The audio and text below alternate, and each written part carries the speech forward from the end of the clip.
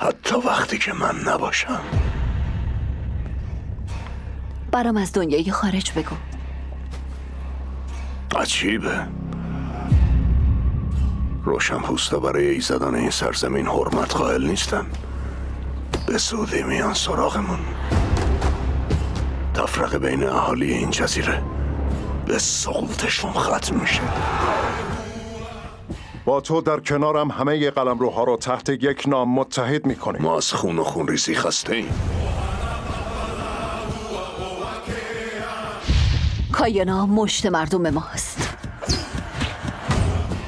برای رویارویی با بلایی که در پیشه به کمکش احتیاج داریم.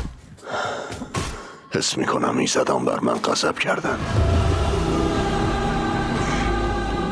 ایزدان ما از این لحاظ مثل همه، فقط با مردا از مردا حرف میزنن.